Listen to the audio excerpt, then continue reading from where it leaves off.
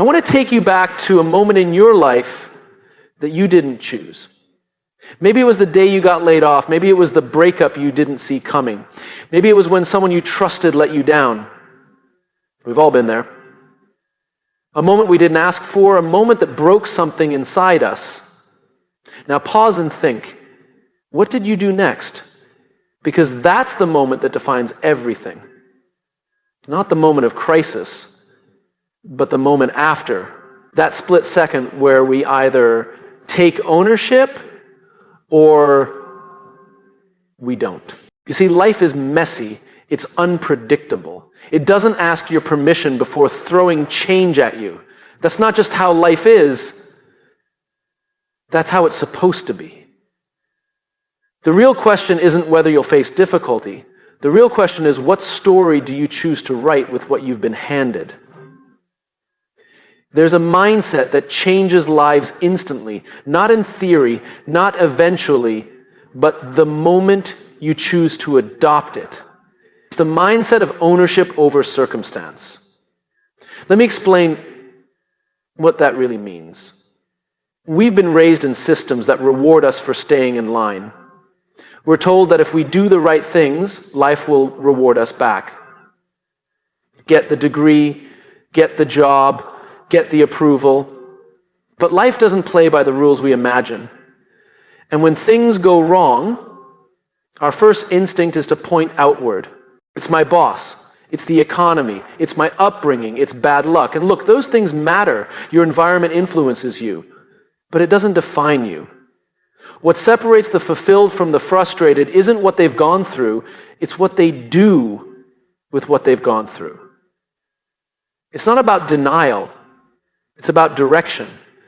You can acknowledge pain and still choose power. Ownership says, this happened, I didn't choose it, but now it's mine to deal with. That changes everything. Because when you take ownership, you stop being the victim of your story and you become the author of it. Let me tell you about a man I met once at a workshop. Let's call him Carlos. Carlos had been through hell. Childhood trauma, financial collapse, addiction, and loss. When he stood up to speak, you could feel the weight he carried. But his voice didn't shake. His hands didn't tremble. He spoke with a strange kind of peace. And he said something I'll never forget. I spent 20 years waiting for someone to save me. Then one day I realized I was the only one coming. That was the day everything changed for him. You see, ownership is not a concept. It's a decision. A decision to respond instead of react. To lead your life instead of just living it. To stop waiting for life to get easier and start deciding that you will get stronger. It doesn't mean you're to blame for everything that happens. It means you're responsible for how you rise from it. There's a quiet kind of power in that, because when you stop assigning blame, you start reclaiming energy. And energy is the fuel of transformation. Think about it. How much time have we all wasted ruminating on the why something happened instead of focusing on what now? Ownership is the shift from explanation to execution. It says, yes, that was unfair. Yes, I wish it was different, but I'm not waiting anymore. I'm building. I'm choosing. I'm moving forward. It's uncomfortable, yes, because once you accept that you're in charge of your life, you no longer have excuses.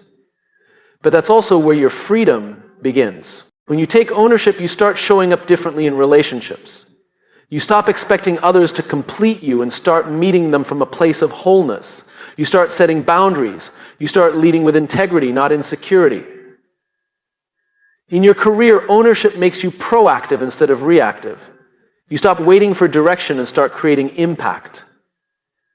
Leaders are not those who have the most power, they're the ones who take the most responsibility. Even in your health, your mindset shifts. It's no longer about discipline forced from outside. It becomes a matter of internal alignment. This is my body, my mind, my energy. I will care for it not because I have to, but because I choose to. That's the kind of mindset that moves mountains. But let me be clear. Ownership is not a one-time choice. It's not a motivational burst. It's a daily decision. Every morning, you get to decide, will I hand over my power to my circumstances or will I reclaim it? And every day you choose ownership, you strengthen your identity. You begin to see yourself not as someone life happens to, but as someone who shapes life, even in the storm. We don't become powerful when we win. We become powerful when we refuse to give up in the face of things we can't control. That is what builds character. That is what builds peace. That is what builds a meaningful life.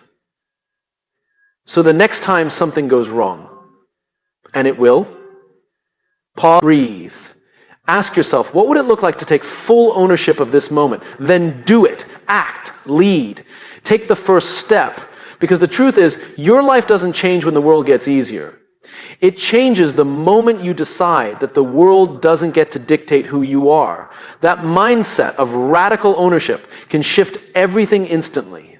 And when you carry it with you, through success and struggle alike, you stop chasing power and start living with it. And that changes everything. We live in a world obsessed with results. It's everywhere. Likes, followers, titles, salaries, scores, promotions, outcomes. From the time we're children, we're taught to chase the finish line. Win the trophy, they said. Get the grade.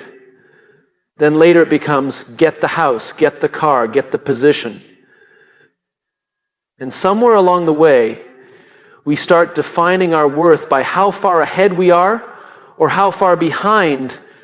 But the truth is, this obsession with the outcome is exhausting, and worse, it's hollow. Because no matter how much we achieve, the feeling of not enough comes back. It always does.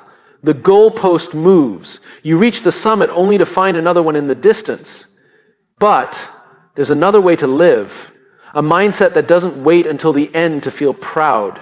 A mindset that doesn't depend on applause or recognition to feel valuable. It's a mindset that flips the entire script. Fall in love with the process. I remember meeting a young athlete, maybe 22. He was disciplined, focused, incredibly talented, but something was off. He was burnt out, not because he didn't love the sport, but because he felt like every game, every play, every move was a test, a pass or fail. He was chasing perfection, chasing numbers. And when I asked him what first made him fall in love with the game, he paused, and then he smiled. The training, he said. I used to love the training. The smell of the gym, the sound of my shoes on the floor, the rhythm of getting better. And that was the moment. The process. That's what he had lost. And that's what he needed to return to. You see, when we measure our value by the outcome, we become transactional with our lives. We start showing up only when there's a prize at the end. Because not every effort gets rewarded in the short term. Not every good decision leads to immediate validation. But it always contributes to who we're becoming. The process is where the transformation happens. The process is where the identity gets built. Outcomes are snapshots. The process is the story. I once read a story about a violinist who practiced alone in a basement for 10 years, not for fame, not for an audience, but because the practice itself made her feel alive. The outcome wasn't guaranteed, but the process, those hours of focus and flow, that's what shaped her. We need to stop asking, what will I get if I do this? And start asking, who will I become if I keep doing this? It's a different question. And it leads to a different life. When you fall in love with the process, you're no longer fragile. You don't break down every time progress is slow. You don't quit just because recognition is delayed. Because you're not working for a moment, you're working for meaning. Think about the people who consistently grow, who build, who improve, who become leaders worth following. They have something in common. They've learned to find joy in the effort itself. The result is a bonus. But the work, the journey, that's where they come alive. And yes, it's countercultural. because culture says, don't waste time unless it guarantees success. But that mindset kills passion. It kills curiosity. It kills mastery. Some of the most meaningful achievements in life take years before they bloom. And if we're only obsessed with the fruit, we'll never commit to planting seeds. There's something sacred in waking up each day and deciding to show up, even when no one is clapping. There's something noble in practicing when no one is watching. There's a quiet strength in devotion, doing the right thing, not because it's easy or fast, but because it's right. We all admire those who stay the course, the ones who push through when it gets boring, when it gets hard, when the reward isn't obvious. But here's the truth. They aren't superhuman. They've simply chosen to fall in love with the work. And that mindset protects them from discouragement, because their sense of purpose isn't tied to outcome, it's tied to effort. In relationships, the same principle holds. It's easy to get caught up in expectations. What do I get out of this? But the real beauty is in choosing to be present, to serve, to grow together, not because you're owed something, but because it's worth building. Love, like mastery, lives in the daily practice. In business too, the process matters more than the promise. You don't build trust overnight. You don't build impact in one move. The businesses that last are the ones that commit to integrity in every decision, even when the numbers aren't immediate. They know something others forget. Process compounds. Devotion to process builds character. It creates emotional resilience. It teaches patience, humility, consistency, and grit. Those are the qualities that change lives, not overnight success. I get it. Results matter. They do. But they're only part of the picture. The bigger part is who you become in pursuit of them. Because the truth is, most people don't fail because they're not talented. They fail because they didn't commit long enough to the process that would have unlocked that talent. When you shift your mindset from outcome to process, your entire relationship with growth changes. You start seeing every setback as a lesson, not a loss. You start seeing each day not as a test, but as a training ground. You start to trust the slow burn. And over time, something magical happens. The results start to come not because you chased them.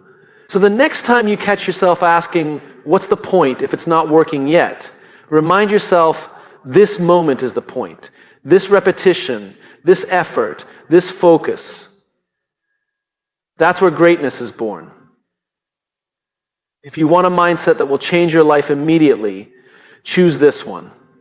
Stop chasing the trophy. Start honoring the training. Don't measure your day by what you achieved. Measure it by how fully you showed up to the process. That's where the change begins. Not someday, not later, now. There's a pattern I've noticed over the years, one that shows up in athletes, artists, entrepreneurs, students, leaders. It's this subtle, dangerous waiting game. They tell themselves, one day I'll be confident. One day I'll feel like I'm ready. One day I'll step into who I'm meant to be. But here's the hard truth. There is no one day. There's only now. The people we admire most aren't waiting for a moment of transformation. They're acting from it before it even arrives. Most people are stuck in a loop. They believe they need to achieve something before they can become something. Once I lose weight, I'll feel healthy. Once I get the promotion, I'll feel like a leader. Once I launch the business, I'll be an entrepreneur. But that mindset traps you because you're always reaching, never becoming. The mindset that changes everything immediately is the opposite. Instead of chasing the outcome, you adopt the identity. You don't wait to feel like the person you want to be. You decide to become that person now. Let me tell you a story. A few years ago, I met a man who'd just run his first marathon. He wasn't a professional athlete. He wasn't even particularly fit when he started. He was an accountant, a father, a regular guy. But when I asked him what the hardest part was, he didn't talk about race day. He didn't talk about the long runs or the blisters. He said the hardest part was convincing himself that he was a runner before he'd ever run a mile. And I didn't believe I was that kind of person, he said. I kept saying, I'll call myself a runner when I run a half marathon. Then it became, once I run a full one. But the shift happened when I woke up one day, put on my shoes, and said out loud, I'm a runner. That's the day everything changed. He became the identity before he had the outcome. And it worked. Not because he tricked himself, but because identity shapes behavior. Once he saw himself differently, he started showing up differently. That's what most people don't realize. We think action creates identity, but identity also creates action. It's a loop, and it works in both directions. If you want to write a book, don't wait until you get published to call yourself a writer. Start writing, start thinking like a writer, start structuring your day like one. Wake up early and protect your creative time like your life depends on it, because in a way it does. That identity shift will drive the habits that eventually create the outcome. This is the reason people struggle with consistency. They try to change what they do without changing who they believe they are. They say, I'm trying to get fit, instead of I'm someone who values health. They say, I'm trying to wake up early, instead of I'm the kind of person who starts their day with intention. Language matters. Self-talk matters. Because every time you declare something about yourself, your actions begin to align with that belief. I once worked with a leader who was struggling with confidence. He'd just been promoted, and despite his title, he felt like an imposter.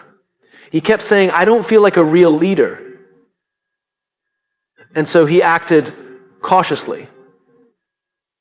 He second-guessed himself. He avoided tough conversations. But here's what we did. We didn't try to fix his leadership skills. We worked on his identity. We had him write a letter to himself. Not from the version who felt unsure, but from the version who had grown into that leadership role. The version who had already become the kind of leader others trusted and followed. He read that letter every morning. And slowly, something shifted. He didn't wait for permission to lead. He started leading. And people noticed. Identity isn't about pretending. It's about aligning with who you're choosing to become. You don't become successful and then feel worthy. You decide you are worthy. And that identity fuels the actions that lead to success. This mindset shift is immediate. You don't need to wait until the world sees you differently. You need to see yourself differently. And yes, this requires courage. Because when you step into a new identity, the world might not catch up right away. People might still see the old version of you. They might question your change. That's okay, because you're not doing it for them. You're doing it for who you're becoming. This mindset is about integrity, not in the moral sense, but in the structural sense. Wholeness, alignment. When your thoughts, words, and actions all reflect the identity you've chosen, life begins to feel lighter, clearer. You don't waste energy pretending. You're not chasing, you're expressing. So what do you do with this? You ask a simple but profound question. Who is the person I want to become? Not the job title, not the bank balance, but the kind of person. And then you start behaving like that person today, before the accolades, before the evidence, before the outcome. Because becoming isn't something you wait for, it's something you live. You start eating like someone who loves their body. You start working like someone who takes pride in excellence. You start speaking like someone who values clarity and truth. You show up like someone who already believes they belong. And over time, people will begin to treat you that way too. Because they're responding to who you are, not who you used to be. This mindset changes lives. because it eliminates the gap between now and later. It replaces waiting with becoming, and that is powerful. So whatever goal you've been waiting to pursue, whatever version of yourself you've been postponing, stop waiting. Step into it. Let today be the day you stop saying, I will be, and start saying, I am. Because the moment you adopt the identity of who you're becoming, you begin to act like them. And once you start acting like them, it's only a matter of time before you become them. And that, right there, is when life changes. Immediately, when something goes wrong, most people do the same thing. They point the finger at others or at themselves. Sometimes both. We default to judgment. We analyze, criticize, and pick everything apart. And we do it not because we're bad people, but because it gives us the illusion of control. If I can find someone or something to blame, I can make sense of what happened. But judgment doesn't help us grow. Curiosity does. There's a mindset shift that, once embraced, changes the entire direction of your life. It's the choice to be curious instead of critical. And this one shift, it can unlock opportunities, relationships, even self-worth. Because curiosity invites learning. Criticism shuts it down. I remember watching a young leader deliver a presentation that didn't land. The data was solid, the preparation was there, but the room didn't respond. Afterwards, he came to me, head down, voice low. I blew it, he said. I knew I wasn't good enough for this role. I stopped him right there, not because he was wrong to feel disappointed, but because of the story he was telling himself. He wasn't reflecting, he was attacking. So I asked him a question. What if instead of asking yourself, what did I do wrong, you asked, what could I learn from this? He looked up, confused, but something in that question made him pause, made him breathe. And in that moment, something cracked open. Not because he suddenly had all the answers, but because he created space to find them. That's what curiosity does. It creates space. Judgment closes doors, curiosity opens them. When we lead with criticism, we create fear. Inside ourselves and around us, people shut down. Growth becomes risky because the cost of getting it wrong is shame. But when we lead with curiosity, we create permission. Permission to ask questions. Permission to explore. Permission to not know yet. Curiosity turns failure into feedback. It transforms discomfort into discovery. It takes the pressure off performance and puts it on progress. I've worked with organizations that thrive on curiosity. You can feel the difference the moment you walk in. People ask more questions than they give answers. Leaders say, I don't know, and mean it as a strength, not a weakness. Mistakes don't end careers, they spark conversations. And that's where innovation lives. But curiosity isn't just a business tool, it's a life tool. And it's one we often forget how to use. Think about children. They ask questions relentlessly. Why is the sky blue? What's inside the wall? Why do people lie? They're not trying to critique the world, they're trying to understand it.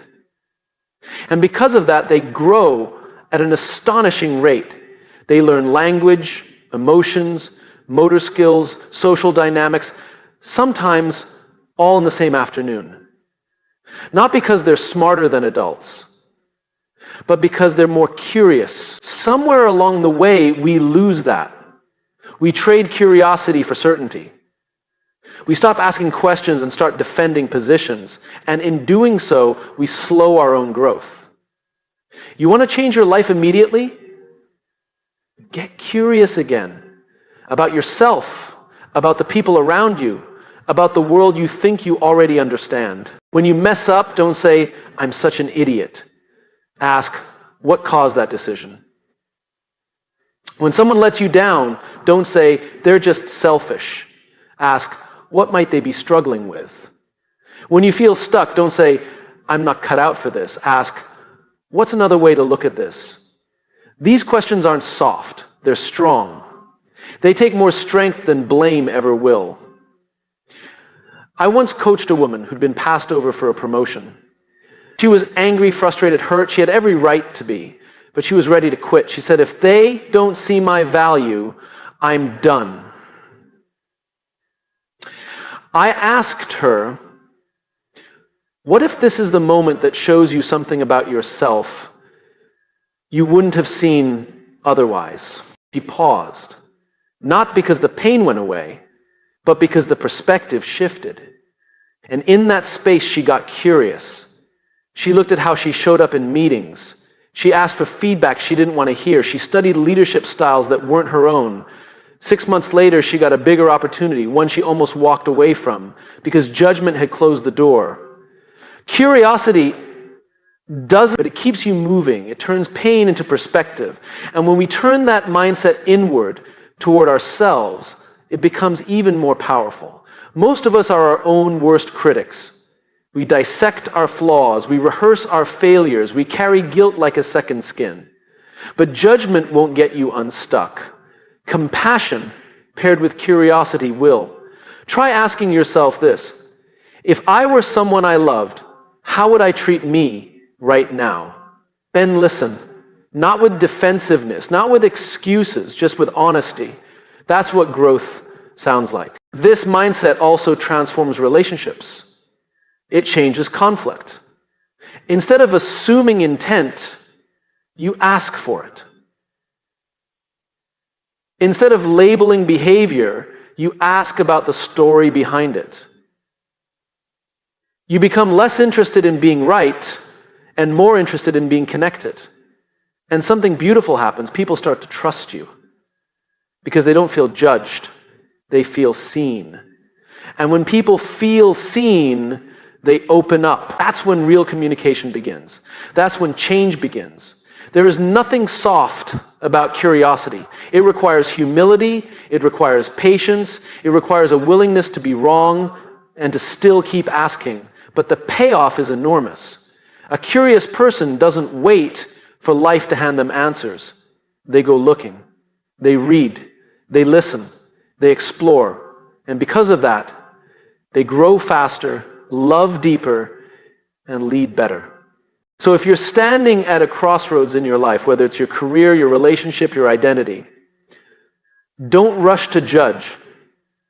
Don't default to criticism. Don't shut down because you don't know yet. Get curious. Ask what's here for you. Ask what this is trying to teach you.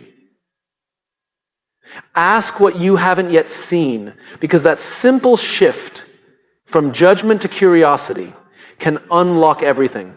And the moment you choose it, your life starts to change. Immediately, there's a strange thing about motivation. It doesn't always show up when you need it. Some mornings you wake up and you're ready to take on the world. Other days, the same goals feel heavy.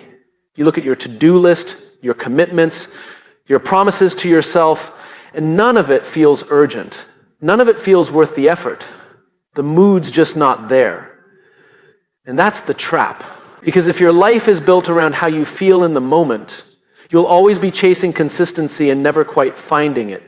The day you feel tired, you'll skip the workout. The day you feel discouraged, you'll avoid the work. The day you feel insecure, you'll hide instead of speak up. And slowly, over time, your life becomes a reflection, not of your values, but of your moods.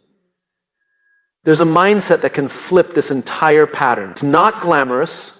It doesn't come with instant gratification, but it creates a kind of internal power that nothing can shake. It's the mindset of living by values, not moods. I once sat with a founder of a growing company who told me something simple but profound. He said, I don't trust my feelings in the morning. I trust my commitments from the night before. It stuck with me. Because it's so easy to feel like your present mood is the most honest version of yourself. But it's not. Your mood is just a snapshot. Your values are the story. When you live by values, your actions aren't negotiable based on how your day's going. You're not at the mercy of emotional weather. You know who you are, what matters to you, and how you want to show up, even when it's hard, even when it's boring, even when no one's watching. It's the difference between the person who says, I'll be there if I feel like it, and the one who says, I'll be there because I said I would. One is a servant to comfort, the other is a servant to integrity. I met a woman years ago who trained for a triathlon while raising 2 kids, working full-time, and recovering from a serious injury. I asked her how she stayed consistent. She didn't talk about energy or motivation. She said, I decided that being disciplined was a way to respect myself. Her value was self-respect. That's what she showed up for. Not the medal, not the applause. Her decision to train every morning had nothing to do with how she felt at 5 a.m. It had everything to do with who she wanted to be. We underestimate how powerful it is to build our lives around principles, not goals, not moods, principles. Think about trust. It doesn't come from one big emotional moment. It comes from consistency, from being reliable, from showing up the same way regardless of the mood you're in. The leader people trust isn't the one who's most charismatic on their best day. It's the one who holds the line, who treats people with respect whether they're feeling confident or exhausted. You become dependable not by managing your emotions, but by submitting them to something greater, your values. And the same goes inward. The way we talk to ourselves on our bad days says more about our character than anything we do on our good days. If your value is kindness, that has to apply even when you're disappointed in yourself. If your value is courage, it has to show up even when your knees are shaking. That's what integrity looks like. Not perfection, but alignment. Living by values doesn't mean ignoring your feelings. Feelings are important messengers.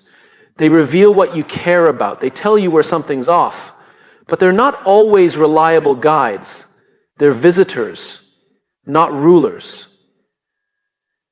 Values are the foundation you stand on while your moods pass through. And here's the beautiful part. The more you live by values, the more stable your life becomes. Not boring, stable. You know what you'll do when the pressure's on. You know how you'll treat people when things go wrong. You know how you'll show up when no one's clapping. It's why people with strong values often appear calm in chaos. It's not that they feel calm, they're just anchored. And when you're anchored, you don't need every situation to be perfect. You bring your stability into the storm. I worked once with a team that had been through massive disruption, layoffs, reorganization, leadership changes.